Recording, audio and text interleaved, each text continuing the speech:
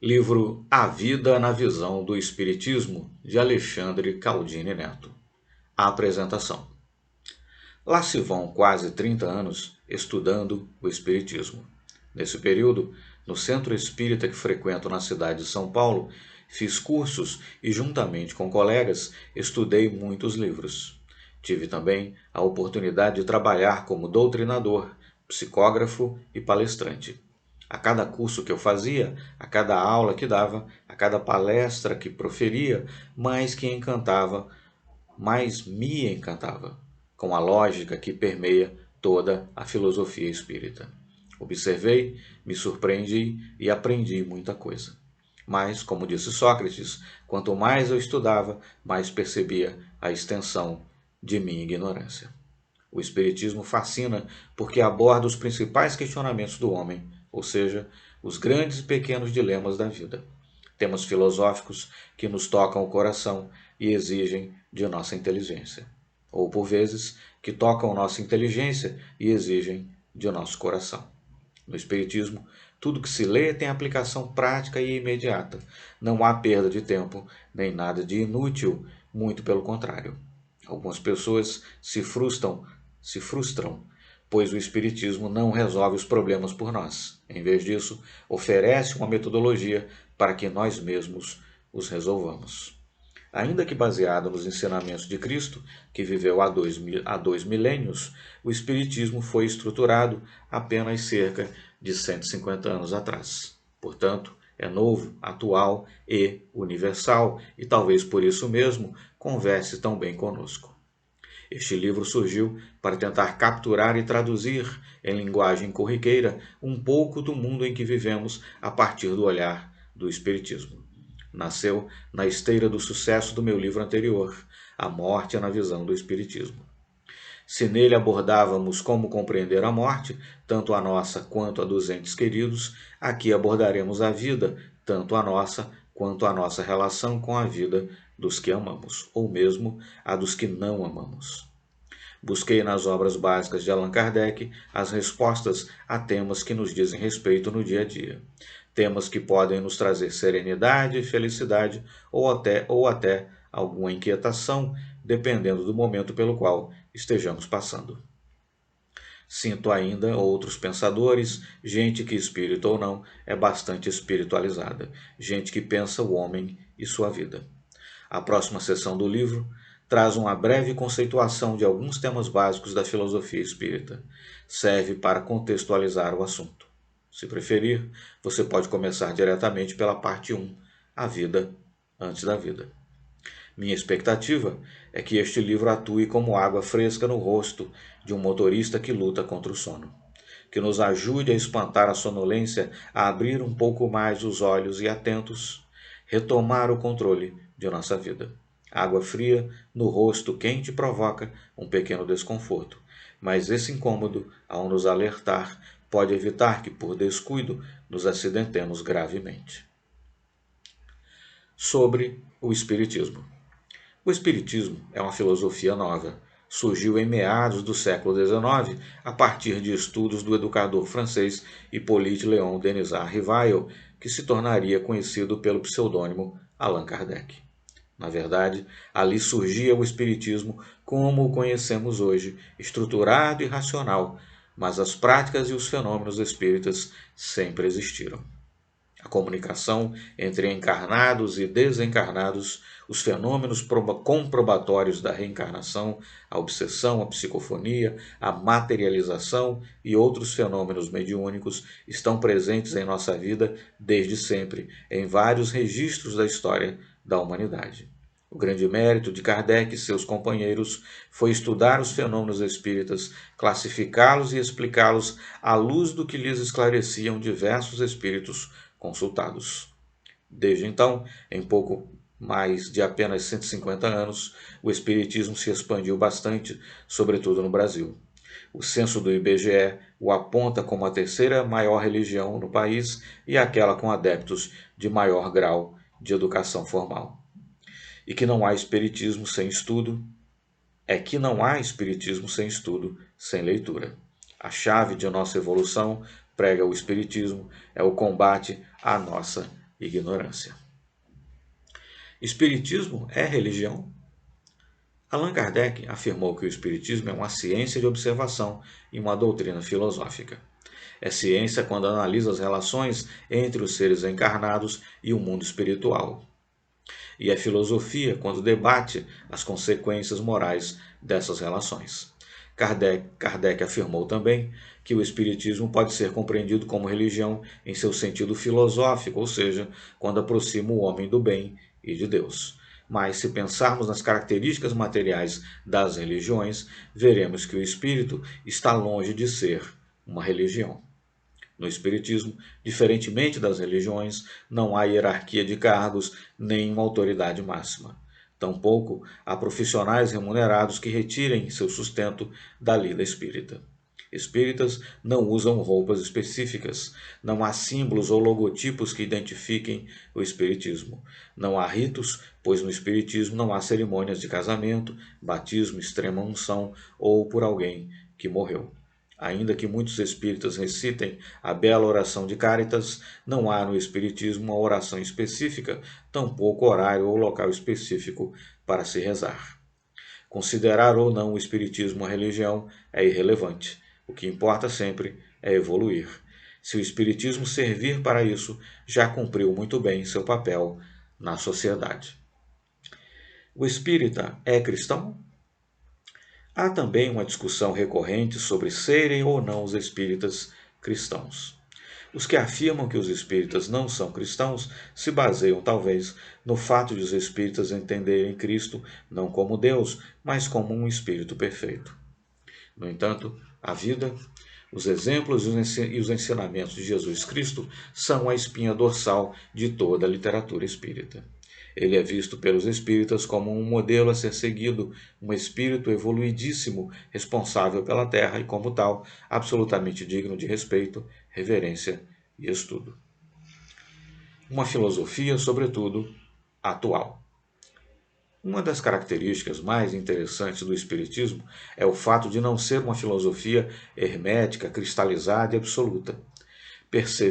Preservemos sempre a base do estudo, que é a codificação presente nos livros de Allan Kardec, mas, ao mesmo tempo, nos centros espíritas.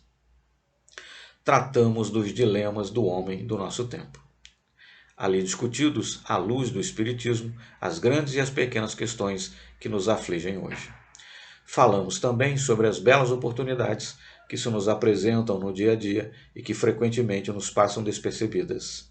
A melhoria de nossos padrões morais, a prática do bem, o perdão, a fraternidade e a caridade. São debatidos, por exemplo, assuntos corriqueiros como questões familiares, relacionamentos de trabalho, dependência química, violência.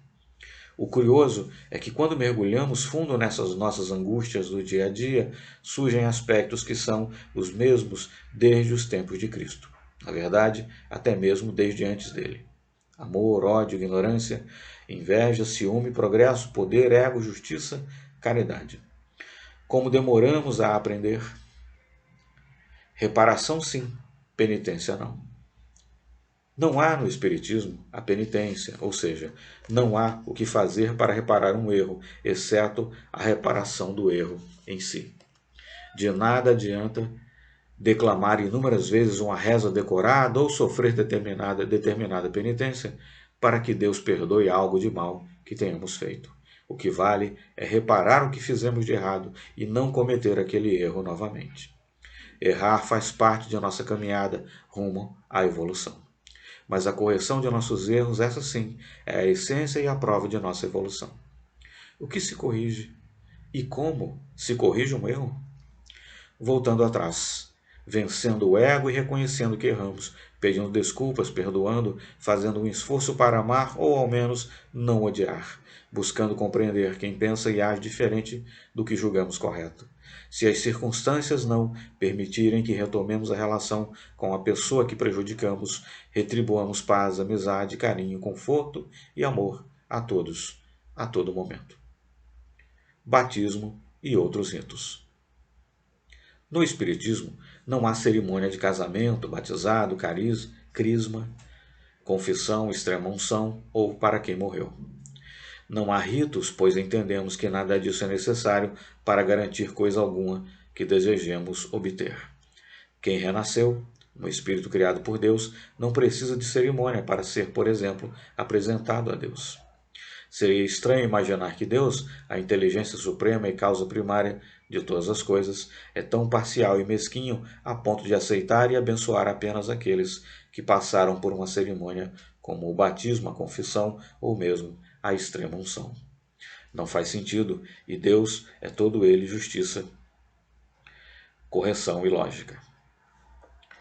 Promessas.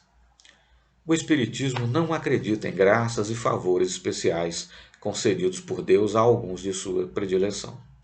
Deus não é um homem imperfeito e injusto que concederia favores a apenas alguns eleitos por simples capricho. Sendo perfeito, Deus não se impressiona com bajulação, conversa ou negociações com as promessas. Não há como nem por que barganhar com Deus, pois Deus, repito, é definido no Espiritismo como a inteligência suprema, causa primária de todas as coisas. Ora, Deus, tão grandioso, justo, bom, supremo, correto e sábio, não vai se importar com uma negociação mesquinha, que é o que acontece nas promessas.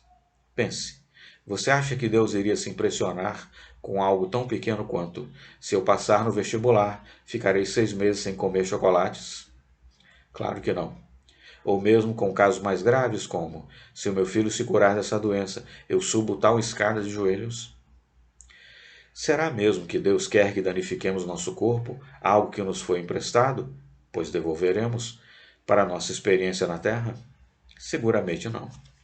E olhe que tem gente que ainda hoje acredita que machucando seu corpo, com coroa de espinhos, cilício, autoflagelação, chamará a atenção de Deus e conquistará uma graça.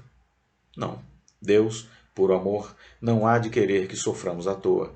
Deus é infinitamente superior a qualquer barganha.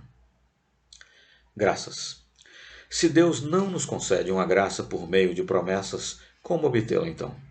Como conquistar algum desejo ou satisfazer uma necessidade? O Espiritismo, todo lógica, nos ensina que conquistamos uma vida equilibrada, saudável e feliz pelo autoaperfeiçoamento. O único jeito de vivermos bem, em graça, é pela melhoria do nosso modo de ser, pela prática do bem.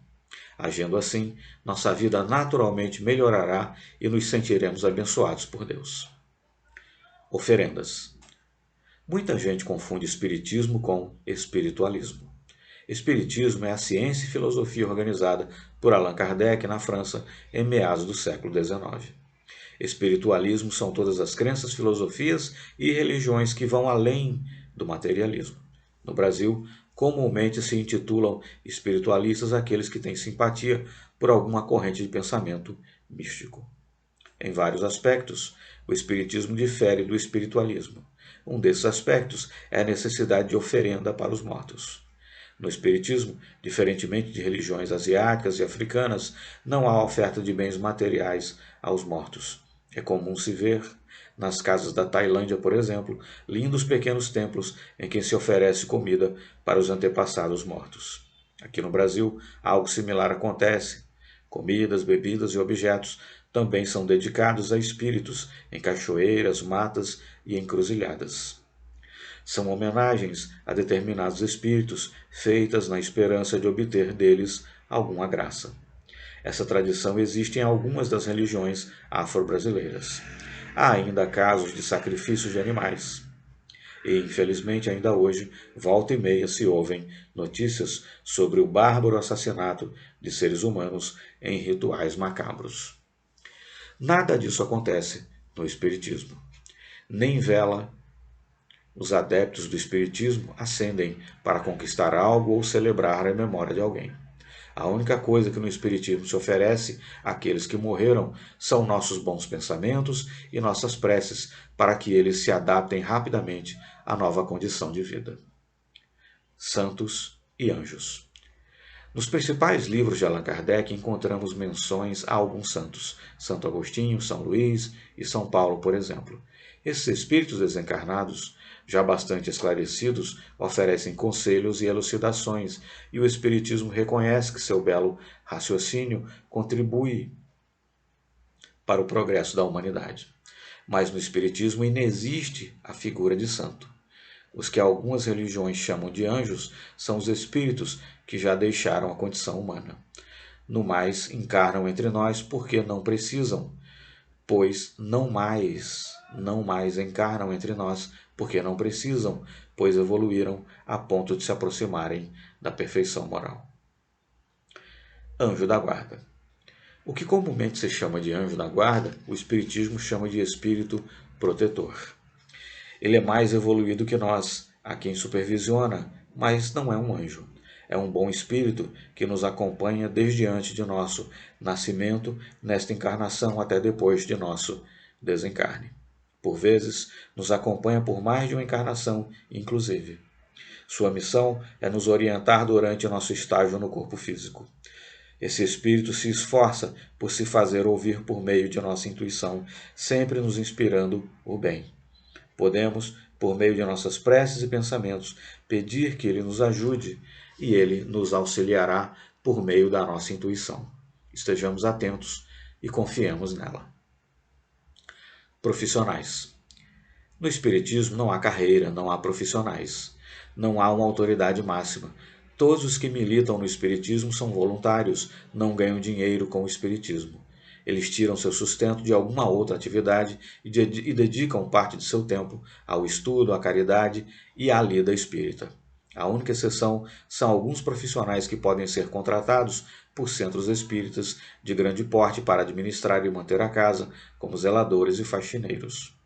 No meio espírita, considera-se inadequado o uso da mediunidade para enriquecimento.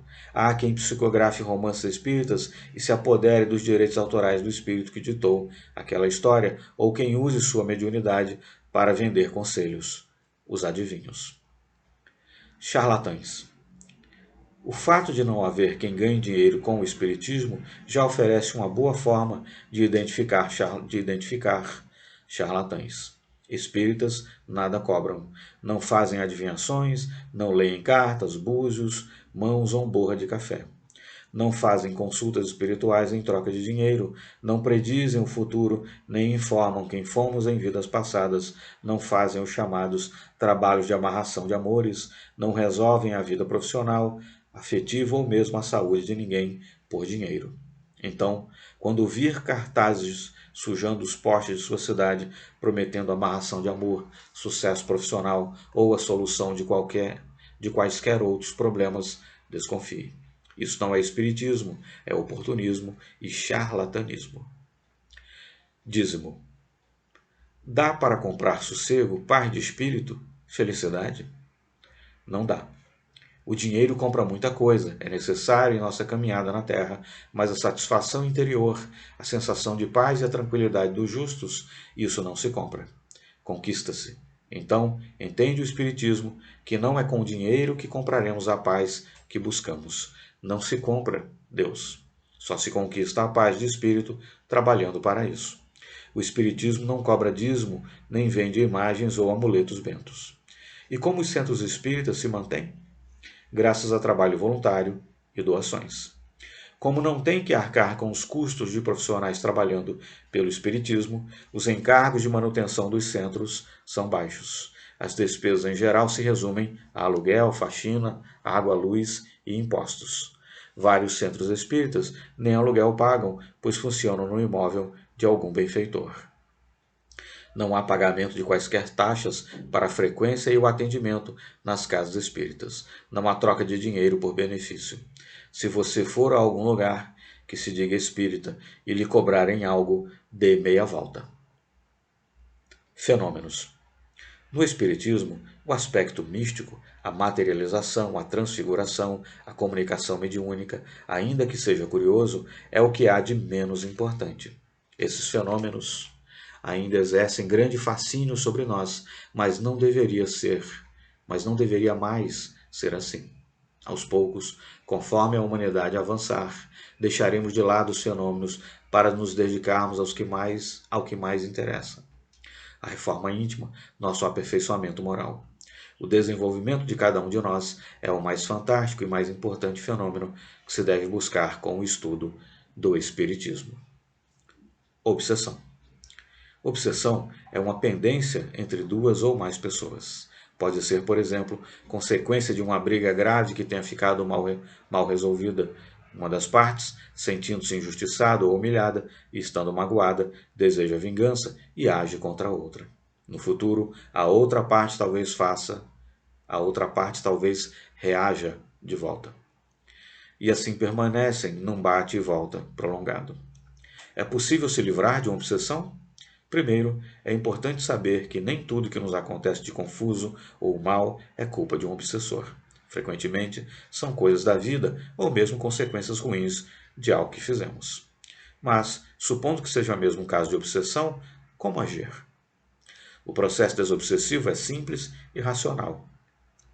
Nada de palavras mágicas, talismãs, sacrifício de animais, ervas, orações poderosas, alho, crucifixo, sal grosso ou qualquer coisa assim.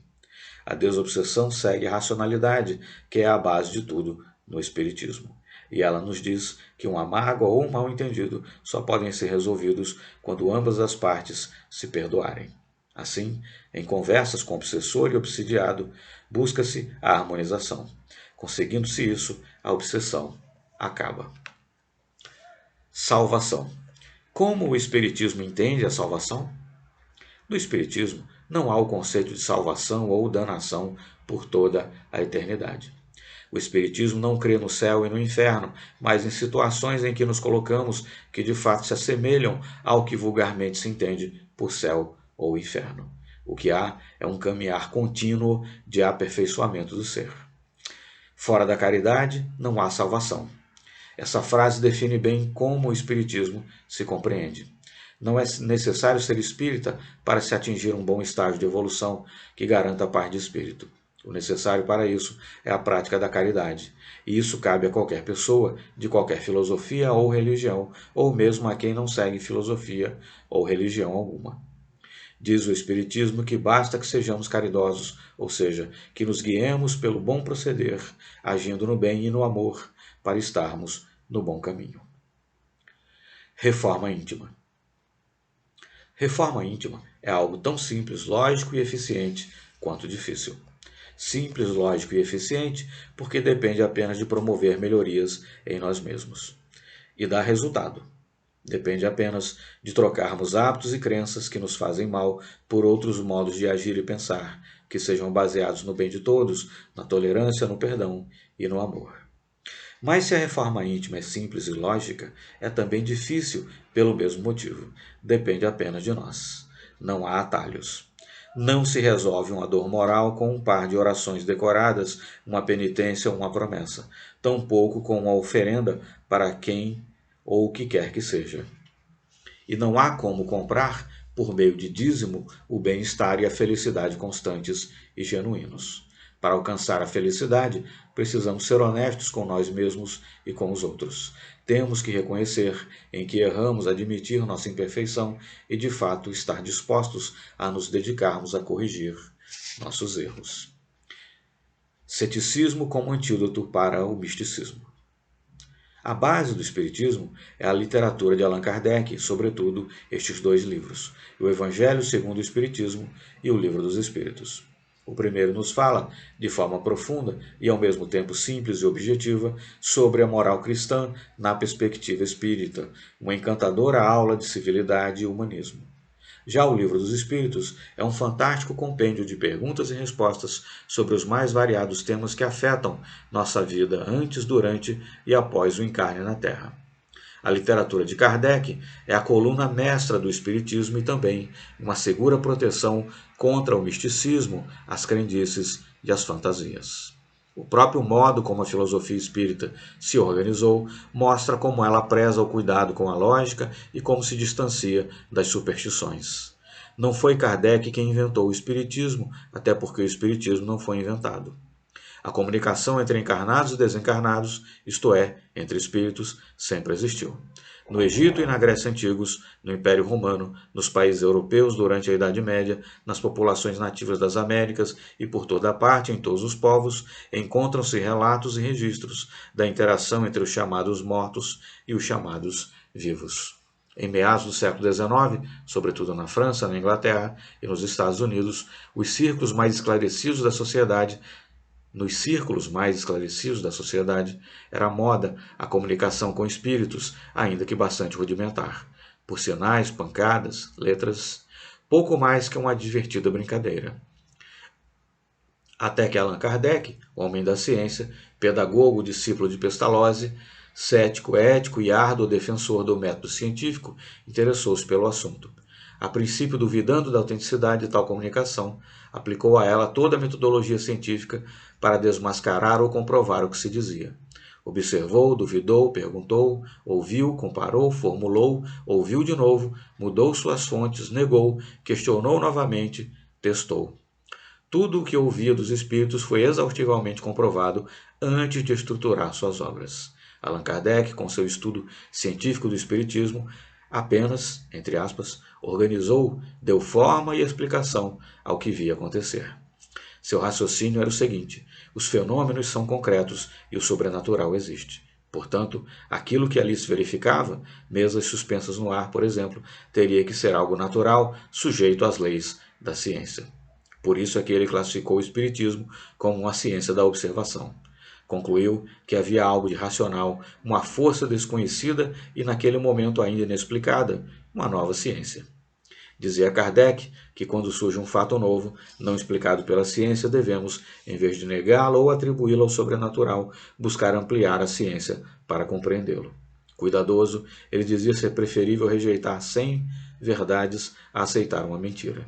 Esse seu ceticismo saudável continua muito presente no espiritismo, e é importante que continue assim para evitar as armadilhas da crendice, do misticismo, da fantasia, do milagre, da idolatria e do messianismo.